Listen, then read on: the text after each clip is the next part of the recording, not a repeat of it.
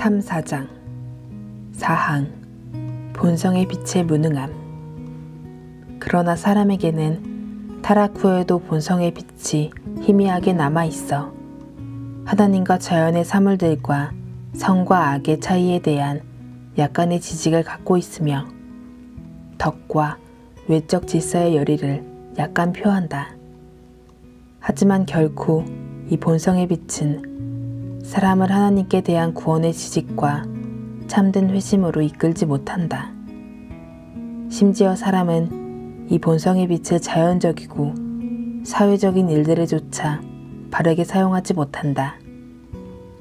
게다가 이 빛을 여러 방법으로 여전히 오염시키고 불의로 막기 때문에 사람은 하나님께 핑계할 수 없게 된다. 그러면 남아있는 이 하나님의 형상의 역할은 무엇입니까? 무엇보다 먼저 남아있는 형상들은 인간을 변명할 수 없게 만듭니다. 둘째로 이 희미함들은 하나님과의 접촉점이 됩니다. 하나님께서는 여전히 사람에게 말씀하실 수 있습니다. 하나님께서 여전히 사람과 접촉하실 수 있습니다. 그런 접속을 하나님께서는 동물들과는 하시지 않습니다. 인간은 하나님께서 감동시키실 수 있는 본성을 여전히 가지고 있어서 하나님께서 말씀하시는 것을 이해할 수 있습니다. 셋째로 이 희미함들은 인간이 자연적이고 사회적이며 외적인 종교적 선을 행할 수 있게 합니다. 신조는 사람들에게는 타락 후에도 본성의 빛이 희미하게 남아있어 하나님과 자연의 사물들과 선과 악의 차이에 대한 약간의 지식을 갖고 있으며 덕과 외적 질서의 열의를 약간 표한다고 말합니다. 아브라함 카이퍼는 이 분야에서 많은 일을 했습니다. 카이퍼가 일반 은총교리를 고안해낸 것은 아니며 일반 은총교리는 칼빈에게로 거슬러 올라갑니다. 일반 은총교리에 따르면 하나님께서는 타락한 인간에게 좋은 은사들을 많이 주셨습니다. 소극적으로는 하나님께서 인간 안에 있는 죄를 억제하도록 하셔서 모든 사람 안에 있는 죄를 완전히 표출하지 않도록 하셨습니다. 모든 사람이 히틀러나 스탈린이 될 가능성이 있습니다. 하나님께서 인간 안에 있는 죄를 억제하지 않으시면 어떤 일이 일어날지 상상해 보십시오. 카이퍼는 이런 억제는 하나님의 선물이라고 말했으며 이것은 맞는 말입니다. 적극적으로는 하나님께서 자연적 인간에게 뛰어난 은사들을 많이 주셔서 사람은 그 은사들로 선한 일을 많이 할 수 있게 되었습니다.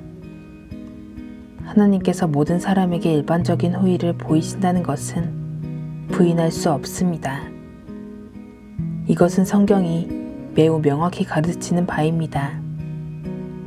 시편 145편 9절은 여호와께서는 모든 것을 선대하시며 그 지으신 모든 것에 긍휼을 베푸시는도다 하고 말합니다. 마태복음 5장 45절에서 주 예수님께서는 하나님이 그 해를 악인과 선인에게 비추시며 하고 말씀하셨습니다. 신조는 자연인이 하나님을 어느 정도 알고 있다고 말합니다. 사람은 하나님의 구원하시는 은혜 없이도 하나님과 하나님의 말씀과 구원의 길에 대해 어느 정도 아는 것이 가능합니다. 또한 그들은 여러 가지 교리에 대해 의논할 수 있습니다. 그럼에도 여전히 구원받은 것은 아닙니다. 사람이 자연적인 것들에 대한 지식이 있다는 것을 우리는 잘 알고 있습니다. 왜냐하면 인간의 위대한 업적들을 매일 되새겨주는 사회에 살고 있기 때문입니다. 우리는 과학과 기술에서 자연인의 지식의 열매들을 사용하고 있습니다. 칼빈은 만일 우리가 하나님께서 인류에게 일반적으로 주신 은사들을 사용하기를 원하지 않는다면 그것은 우리의 창조주이신 하나님께 감사하지 않는 것이라고 말했습니다. 하나님께서는 자연인에게 발명할 능력을 주셨고 기독교인들은 그 능력을 사용할 수 있습니다. 사람은 또한 옳은 것과 그른 것, 좋은 것과 나쁜 것에 대한 지식이 있습니다. 로마서 2장 14절에서 15절은 이 점을 매우 명확히 해줍니다. 사도 바울은 율법 없는 이방인이 본성으로 율법의 일을 행할 때에는 이 사람은 율법이 없어도 자기가 자기에게 율법이 되더니 이런 이들은 그 양심이 증거가 되어 그 생각들이 서로 혹은 고발하며 혹은 변명하여 그 마음에 새긴 율법의 행위를 나타내느니라 하고 말했습니다. 다른 말로 하면 복음을 듣지 못한 이방인이 옳고 그른 일을 구별할 능력이 있다는 것입니다. 이방인들이 옳은 일을 하면 이방인들의 양심이 자신의 행동들을 인정합니다. 그릇된 일을 하면 죄책을 느낍니다. 이것은 인간을 향한 하나님의 선하심의 결과입니다. 성경은 또한 하나님께서 어떤 사람들을 죄짓지 못하게 억제하신다고 말합니다. 하나님께서는 아비멜렉 왕에게 아브라함의 아내인 사라에게 손대지 말라고 경고하셨습니다. 그로 말미암아 아비멜렉 왕은 하나님과 사람에게 커다란 죄를 범하지 않게 되었습니다. 하나님께서 아비멜렉 왕을 제지하셨습니다. 마귀도 하나님의 손 안에 있습니다. 욥의 이야기를 생각해 보십시오. 우리는 기술과 정부의 편리들을 공유합니다. 대부분의 나라는 정부와 경찰력을 가지고 있어서 악을 제압합니다. 비록 이런 인류의 공통은혜가 사라지는 것을 보고 있지만 말입니다. 이것은 우리가 마지막 때를 향하고 있다는 표적입니다. 사회에는 좋은 것들이 많이 있지만 이런 것들을 과장하여 본성의 빛의 흔적을 너무 대단하게 생각해서는 안 됩니다. 이단 아르미니우스주의자들이 한 것이 바로 본성의 빛의 흔적을 너무 대단하게 생각한 것입니다. 작은 불꽃을 너무 크게 과장해서는 타락의 영향력을 최소화하는 데 사용했습니다. 아르미니우스주의자들은 사람이 여전히 선하며 타락이 그렇게 나쁜 것은 아니라고 말했습니다. 인간을 높일수록, 인간을 칭송하고 가치 있게 생각할수록 타락 때 일어난 일의 심각성을 보지 못합니다. 이단 아르미니우스주의자들은 일반 은총의 불꽃을 부채질해서 특별하고 구원하는 은혜의 불길로 만들었습니다.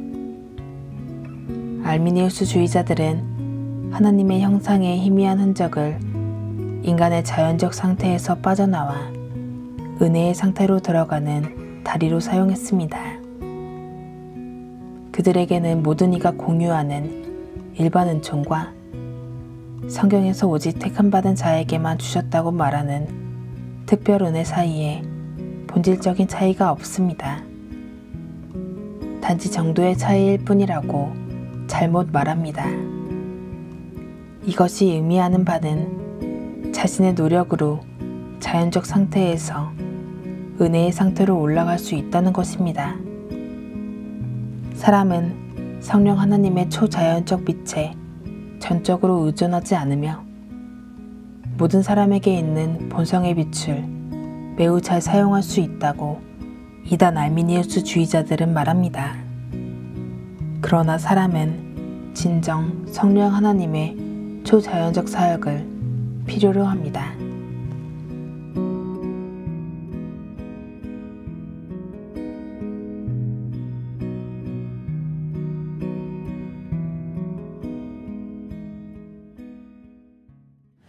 너희 만민들아 손바닥을 치고 즐거운 소리로 하나님께 외칠지어다. 지존하신 여호와는 어미하시고